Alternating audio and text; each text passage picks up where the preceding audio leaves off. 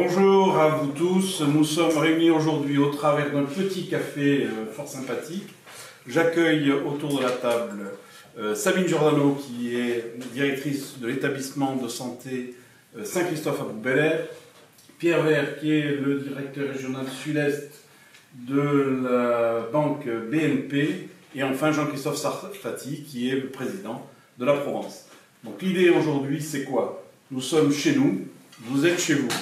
C'est au travers de ce petit déjeuner, autour de ce café, de parler de la situation actuelle. Donc personne n'a échappé, ça n'a échappé à personne que nous avions un petit problème sanitaire, mais ce problème sanitaire se traduit derrière par une crise économique dont on ne connaît pas les contours, ce qui va se passer. Donc à nous d'échanger là-dessus, à vous de nous parler de vous, de votre entreprise et comment vous voyez les choses. Tout ça dans un esprit positif, parce qu'à l'UP, nous sommes des gens positifs. Je vais commencer par Sabine, qui est avec moi. Sabine, à toi la parole. Bonjour à tous, merci pour cette invitation. Effectivement, je dirige une clinique de soins de suite et de réadaptation qui se situe à Bouc-Bel-Air. Et nous sommes impactés, bien évidemment, par la crise sanitaire. Donc, pour cette deuxième vague, nous arrivons en établissement de délestage pour les services de médecine et de chirurgie. Et nous accueillons des patients en sortie de réa et des patients post-Covid actuellement. Super. Merci, tu nous donneras encore un peu plus d'informations tout à l'heure. Pierre, à toi. Dis-nous ce que tu représentes, le bel établissement et tes soucis très sommairement. Bonjour à toutes, bonjour à tous. BNP Paribas, dans les Bouches-du-Rhône, c'est 1500 collaborateurs, accompagnant des clients particuliers, professionnels et entreprises, notamment à Marseille et bien au-delà. Donc, dans ce contexte de crise sanitaire, notre mission a été d'accompagner nos clients dans leurs projets précédents, nouveaux, et puis surtout dans les difficultés liées au Covid. Et c'est ce que nous avons fait pendant le premier confinement et ce que nous faisons pendant le deuxième. Voilà. Merci. Jean-Christophe. Alors, ça fatigue. Je dirige le journal La Provence, le groupe La Provence, que tout le monde veut, ça veut dire groupe parce que c'est pas que le journal, aujourd'hui il y a device. C'est 700 collaborateurs sur l'ensemble de diffusion, bien évidemment impactés par la crise du Covid, mais par deux voies, je dirais. Un, par la problématique de la diffusion, parce que quand les commerces sont fermés, je vends de moins en moins de journaux. Et deux, parce que quand les commerces sont fermés, je vends de moins en moins de pubs. Donc impacté fortement par la crise. Merci Jean-Christophe. Et puis, je ne me suis pas présenté, donc je suis Didier Anfou, le vice-président en charge des territoires pour l'UPE 13, et j'anime également un réseau d'experts comptables qui s'appelle Inextinso, donc je crois approcher un petit peu les problématiques des entreprises. Nous allons rebondir. Pierre, quelques sujets d'actualité quand même. Nous avons des PGE deuxième vague qui ont du mal à passer dans beaucoup de cas. Nous avions également un système de report d'échéance dans la première vague qui avait été clairement annoncé. Beaucoup plus de discrétion et de sourdine me semble-t-il là-dessus. Dis-nous un petit peu ta pensée, ta vision et comment on peut organiser tout cela. Alors peut-être faire marche arrière 2 secondes sur ce qui s'est passé pendant le premier confinement. On a, pour donner les ordres de grandeur qui sont assez importants, BNP Paribas, c'est par exemple 70 000 PGE, 100 000 suspensions, tout ça pour 33 milliards. Donc c'est des masses considérables qui ont été, de travail considérables qui ont été réalisés par les équipes avec nos clients, et avec très peu de refus d'ailleurs, au niveau d'un taux de refus de 2% seulement. La deuxième vague, elle est différente par nature parce que la première vague a eu lieu. Et dans la deuxième vague, aujourd'hui, elle est encore pas tout à fait stabilisée, elle n'est pas encore tout à fait définie dans ses modalités, mais on a un œil tout à fait constructif sur les nouvelles demandes de PGE, et on en a déjà aujourd'hui, dans les secteurs évidents tels que le tourisme, tout ce qui est CHR, mais au-delà, on a déjà des demandes de PGE, et les suspensions, on va les traiter au fil de l'eau, dans la mesure où elles vont arriver de la part de nos clients. Donc, en tout cas, on s'est mis en place de la même manière que pendant la première vague pour être au service de nos clients du territoire. Voilà. D'accord, mais moins de PGE, deuxième vague, en demande aujourd'hui? Moins. Ça va arriver la volumétrie par rapport à la première vague est très différente. La première vague, encore une fois, je citais quelques chiffres, donc 70 000 PGE, rien que BNP Paribas, et 10 000 dans le sud-est. Hein. Dans la région sud, c'est 10 000. C'est tout à fait important. Donc là, aujourd'hui, la demande commence à monter, mais ça n'a rien à voir en termes de proportion aujourd'hui. D'accord. Merci. Sabine, quelques données sur l'établissement. Tu as des contraintes réglementaires ou on t'impose, si j'ai bien compris, des lits à affecter au Covid. Comment cela s'organise? Est-ce que ça vient vraiment perturber l'établissement? Donne-nous un petit peu ton regard là-dessus. Oui, ça vient clairement impacter notre activité dans la mesure où, en plus, nous avons eu une annonce vendredi de la déprogrammation des programmes de chirurgie sur les 4 semaines à venir. Donc pour nous, c'est un impact important puisque nous ne pourrons plus avoir en entrée directe ces patients qui sortiront, en tout cas sortent de chirurgie habituellement. Donc cette décision nous impacte dans notre fonctionnement, notamment pour que nous aussi libérions des lits, puisque nous sommes établissement de délestage et que nous allons recevoir les patients qui proviennent des services de réanimation et de médecine. Donc oui, on a sanctuarisé des services dédiés au Covid, avec des équipes dédiées au Covid, avec des problématiques qui ne sont pas anodines, puisque nous avons de gros problèmes de recrutement de professionnels soignants aujourd'hui, puisque la plupart d'entre eux sont malades, ont attrapé le Covid. Donc il y a une espèce de roulement et de turnover qui se met en place, parce qu'on attend que ces soignants guérissent pour pouvoir les réintégrer dans nos services. Et puis nous avons une campagne de dépistage qui est très très importante pour essayer de ne pas aussi avoir des soignants malades dans les services chaque jour. D'accord. Merci. Jean-Christophe, télétravail et journalisme font bon ménage? On y arrive bien, parce que aujourd'hui, le métier de journaliste à la base, c'est d'aller faire son reportage, repasser à l'agence et écrire son papier. Aujourd'hui, plutôt que de repasser à l'agence, il va rentrer chez lui et il va pouvoir faire son papier. Donc on y arrive plutôt bien, c'était surtout une problématique de déportation de l'outil de travail, donc avec tout ce qu'on a mis en place, les VPN, etc., il n'y a plus de soucis aujourd'hui.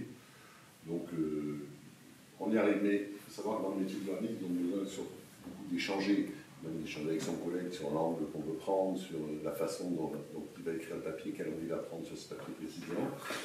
Donc c'est clair que les échanges manquent, et on a vu que puisque de suite après le premier confinement, quand on a repris le travail, on va dire entre guillemets normalement, même avec toutes les règles sanitaires, la majorité des journalistes sont revenus travailler avec nous et sont revenus au bureau parce qu'ils avaient besoin de cet échange avec leurs collègues. Donc c'est sûr que d'écrire un papier et d'être délocalisé complètement chez soi, c'est pas la même chose. Voilà. Mais bon, il faut bien sortir le journal tous les jours. Et avant de rebondir sur le télétravail dans les autres établissements, pour toi, la problématique de la volatilité de l'information, une information est donnée à un instant T, en T', ça dévie un petit peu, alors en T secondes, on n'est plus du tout, presque dans la contradiction. Comment arriver dans un journal à maîtriser ce flux d'informations? C'est assez compliqué. Alors si je prends la une d'hier, c'était que dans les hôpitaux, on n'y arrivait plus, etc. Et si je prends la ligne d'aujourd'hui, c'est le miracle avec le vaccin. Donc d'un jour à l'autre, on est passé d'une situation très très noire à une situation d'espoir. Mais je pense que ce n'est pas le journal, c'est l'actualité qui veut ça. Il faut savoir que l'information a beaucoup changé ces dernières années par rapport à l'explosion des chaînes d'information, qui vont faire des débats, etc. Donc il y a un peu tout et n'importe quoi qui se dit, et donc il faut prendre quand même tout ça avec des pincettes. Nous, en tout cas, à la Provence, on a un contrat avec nos lecteurs, et puis pour avoir fait des sondages et pour avoir interrogé pas mal de nos lecteurs, ce qui est écrit dans la Provence, c'est vrai. Donc on a cette obligation de vérifier et de mettre une information complètement claire et transparente sur le journal. Donc voilà, on fait au gré du vent et au gré de ce qui se passe dans l'actualité, que ce soit gouvernemental, que ce soit sanitaire. Donc on essaye d'être le plus juste possible pour donner la meilleure information et surtout une information locale. Voilà, c'est ce qu'on essaye de faire aussi, parce que on parlait du Covid au niveau national, toutes les chaînes d'infos en parlent, tous les grands journaux en parlent, etc. Okay. Nous, qu'est-ce qui se passe à Marseille? Comment on réagit, que ce soit Marseille ou sur notre zone de diffusion, quelles sont les actions qui sont mises en place, etc. Donc c'est plutôt cet ADN local. On le voit dans nos abonnements numériques, par exemple, puisqu'aujourd'hui, on est quand même en confinement. Voilà. Pierre tous les jours. La Provence tous les jours, merci, c'est très bien, c'est ce qu'il faut faire. Et donc on le voit qu'on a vraiment une très forte demande dans cette période-là, parce que les gens veulent avoir l'information qui est à côté de chez eux. Voilà, ce qui se passe ailleurs, c'est moins important pour eux. Donc oui, on essaye le plus possible de retranscrire cette information d'une manière la plus simple possible, on va dire. Merci. Sabine, télétravail dans les établissements de soins de santé, est-ce possible? Je ne vois pas comment. On pourrait y réfléchir. On l'a fait quand même pour la première vague. On a demandé au personnel administratif de se mettre en télétravail.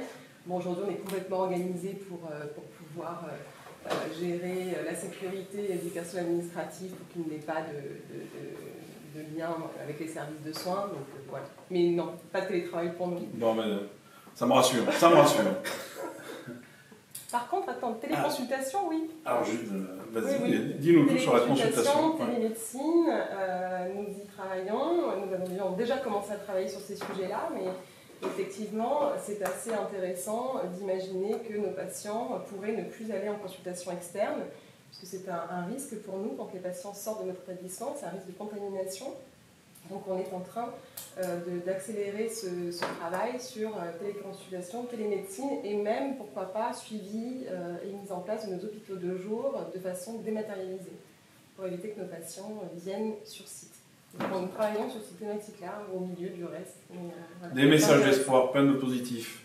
Pierre, télétravail à la BNP, ça donne quoi? Alors, tout à l'heure on parlait PGE, suspension. Le banquier, c'est un conseil, c'est quelqu'un qui écoute, qui est près de son client. Et donc, on s'est organisé pour arriver à être près de nos clients, tout en appliquant les règles du dispositif de télétravail. Donc, ça veut dire qu'en pratique, nos agences restent ouvertes, à 95% de agences sont ouvertes, pour recevoir, écouter les clients et leur apporter des solutions. Et par ailleurs, on a mis en place en télétravail toutes les équipes de niveau région, niveau central. Donc, on a un mix entre un dispositif ouvert au service des clients et par ailleurs une bonne emprise de télétravail dans l'organisation des banques. Voilà. Donc on a joué sur les deux. Alors toujours dans ces messages d'espoir, on essaie de faire un petit tour de table de votre vision du monde d'aujourd'hui et surtout de demain au travers des entreprises, pour autant que l'on arrive à faire l'exercice, ce qui n'est pas bien sûr, mais au moins donner votre sentiment, voilà, votre vision du monde de demain. On va oublier 2020 et on va parler de 2021 qui arrive à grands pas. Allez Pierre, dis-nous comment tu vois les choses. Pour autant que c'est pas un piège, c'est juste de se dire tiens, bien sûr. Comment évoquer cela, parce que j'ai une belle boule de cristal devant moi. Voilà. Non, plus sérieusement, ce que nous pensons, c'est que le travail collectif qui est fait par l'Europe, par les États, par les collectivités locales, par les entreprises, par les banques, permet et permettra de passer à travers la crise. C'est ce qu'on pense. Ça va être difficile, ça va rester difficile pendant un certain temps, mais on a espoir, à un moment donné, d'arriver à un niveau d'activité plus satisfaisant qui permette de garder un niveau d'emploi satisfaisant.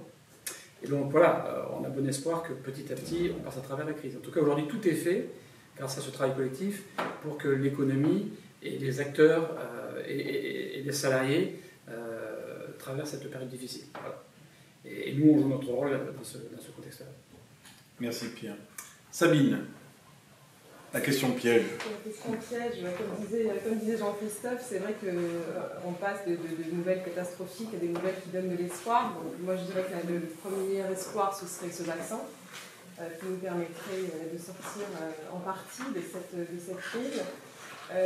Pour nous, étonnamment, nous avons, j'allais dire, presque maintenant pris l'habitude de prendre en charge ces patients, un peu comme une nouvelle pathologie. Donc il y a quand même maintenant aussi le fait que nous savons mieux faire qu'en première vague. Je vais aussi peut-être insister sur l'importance du confinement, et je sais que c'est quelque chose de très très important pour le monde économique et pour les entreprises de notre pays, mais au-delà de tout ça, c'est vraiment important pour nous que la population continue à respecter ce confinement, continue à respecter les gestes barrières, continue à porter des masques et à faire surtout attention à tous les petits gestes du quotidien, parce qu'on voit des fois qu'il y a de l'incompréhension à des contaminations de certains. Je trouve que voilà, on doit poursuivre en tout cas ce rôle que chacun a. Moi, mon espoir, c'est le vaccin. Mon espoir, c'est les dépistages massifs, parce que je pense que c'est une solution. Enfin, en tout cas, c'est ce que nous faisons dans mon établissement. Nous testons tous les jours, toutes les semaines, et c'est ce qui nous permet de savoir en temps réel ce qui se passe dans la structure. Donc ça, c'est vraiment précieux. Donc j'ai hâte que les tests puissent être plus simples. On n'aime pas trop le principe du test. Et puis surtout, il y a des délais aujourd'hui qui seront importants pour les retours de tests. Et ces délais-là sont dangereux parce que les gens sont beaucoup autonomes et peuvent continuer à contaminer d'autres personnes. Donc plus de réactivité au niveau des tests, ce vaccin, et je pense que tout le monde ira beaucoup mieux. Jean-Christophe. Moi, je ne vais pas parler scientifique. Parce que... Non, moi non plus. Pas du tout. C'est compliqué. Bon, beaucoup d'espoir, bien sûr, avec ce vaccin. Je ne suis pas d'accord. À mon avis, ça sera un passeport pour demain. C'est-à-dire quand on va vouloir voyager dans un autre pays, il faudra qu'on montre qu'on a fait le vaccin, et donc ça sera un passeport. Je pense qu'il ne faut pas rêver, ça ne sera pas avant le deuxième semestre 2021 qu'il y aura le déploiement de ce vaccin, s'il est validé, et si... Après, dès qu'il va y avoir un croix, vous connaissez l'information, on va entendre parler partout, ça va remettre en cause, etc.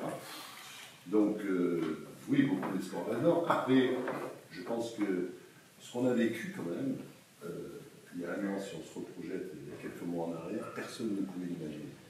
Personne.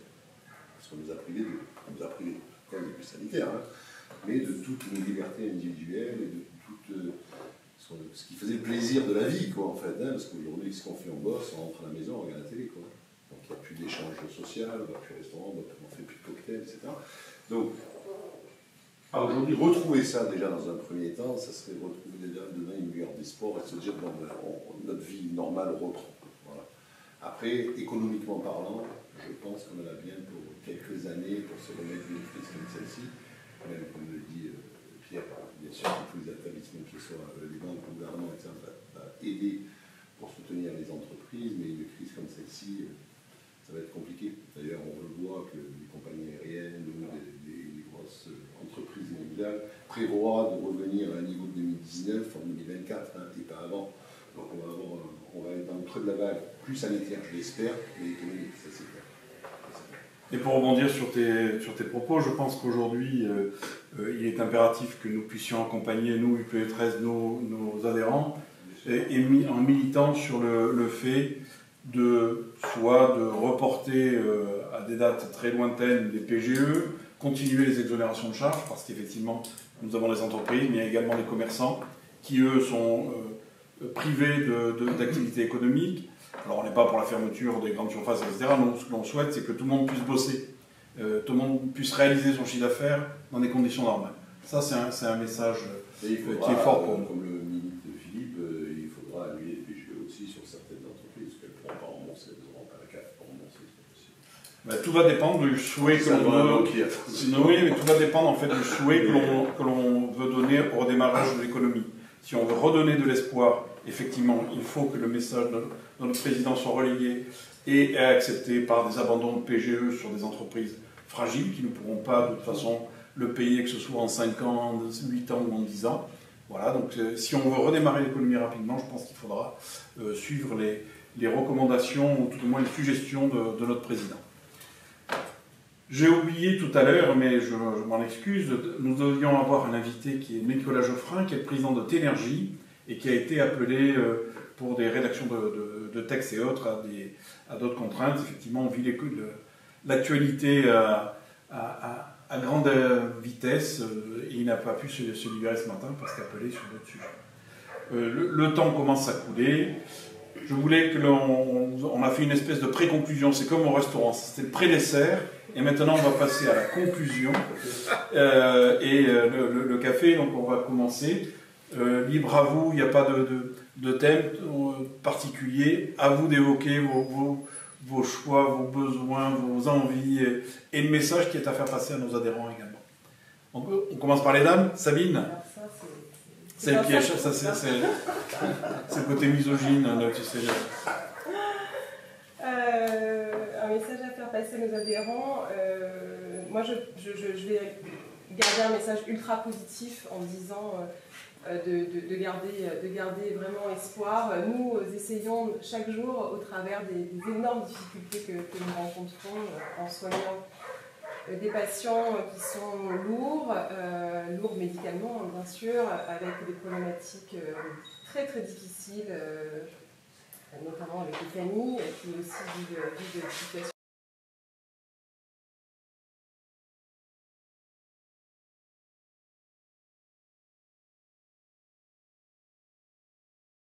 Le reste est suffisamment difficile pour tout le monde, donc je pense voilà, qu'il faut rester extrêmement positif malgré toute la difficulté historique de ce que nous vivons. J'espère que nous arrivons au bout, que l'année 2021 mettra un terme définitivement à cette pandémie. Bien évidemment, il y aura des retombées, tout ça prendra beaucoup de temps, mais je pense aussi qu'on en tirera de grandes leçons, notamment des grandes leçons de vie. Et j'ai lu un petit peu des anecdotes et des blagues sur les réseaux sociaux, mais au cas où on n'ait pas compris la première fois, je pense qu'il faudrait réellement qu'on comprenne la deuxième fois ce qui est en train de se passer et qu'on en tire des vraies conclusions.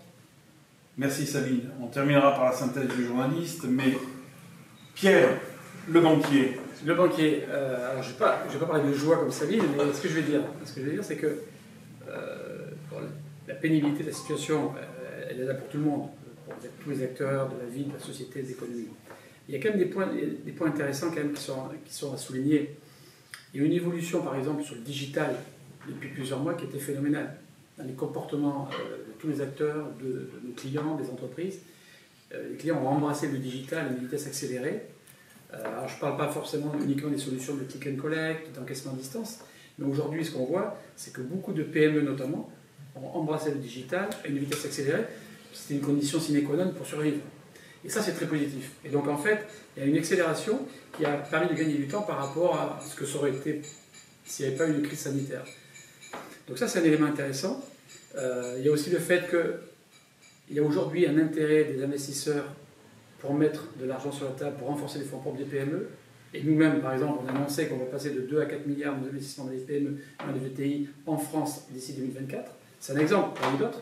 Donc il y a des éléments tout à fait positifs qui sont là et qui ont été accélérés du fait de la crise. Je ne vais pas dire grâce à la crise, évidemment, ça serait malvenu, mais du fait de la crise, une accélération qui peut parfois intéressante. Voilà. Merci Pierre. Alors pas le journaliste, mais le patron du journal, Jean-Christophe. J'ai pas eu une bonne note. C'est pas des bons souvenirs. Non, mais je rejoins tout à fait ce que dit Pierre. Bien sûr qu'il faut chercher le positif par rapport à cette crise. Cette crise, c'est vrai que la digitalisation des PME, notamment, était très en retard en France par rapport à nos voisins européens. Donc, bien sûr que le digital, ça va aider à pousser cette digitalisation. Ceci dit, derrière, quand on dit digitalisation, en général, on enlève des mailles de la chaîne et ça va avoir des problématiques sur d'autres secteurs, et notamment sur l'emploi, mais bon, c'est comme ça, c'est l'évolution du monde. Ce qu'il faut retenir de... Moi, je vais prendre un exemple. Hier, je regardais BFM, le soir, j'avais pas marre d'informations, quand je rentre à la maison, je regardais également BFM, et ma fille rentre dans la chambre et elle entend le vaccin. Elle entend qu'il y a un nouveau vaccin. Elle fait « Ah, enfin, on va pouvoir reprendre notre vie normale. » Voilà, donc c'est ce qu'on souhaite. Et en termes de conclusion, on pourrait dire ça, c'est que le plus vite possible, qu'on reprenne notre vie normale et que chacun puisse avoir sa liberté et faire ce qu'il a envie de faire quand il veut le faire. Voilà. Merci Jean-Christophe. Donc, le mot de la conclusion également, sachez que ce café a été réalisé avec et grâce au soutien de la région Sud et de Cage. C'est important de le signaler. Je rebondis sur la transition économique. Alors, notre président Macron a parlé de guerre. Généralement, après une guerre, il y a une accélération de beaucoup de phénomènes, comme l'économie dont on vient d'évoquer, la digitalisation qui arrive, la façon d'approcher le monde différemment, même la santé, où on réfléchit différemment. Je pense qu'on a... Alors, je ne dis pas qu'on a gagné, mais on va accélérer sur une dizaine d'années beaucoup de choses. En peu de temps, on a compris que nous étions des gens fragiles, que nos économies étaient fragiles, et que la transformation pourra se réaliser que dans des mouvements comme cela. Voilà, alors le chien s'est tu, parce que je ne sais pas si vous l'avez entendu, mais comme on peut conclure que le chien aboie et le Covid passera. Je vous remercie et à très bientôt.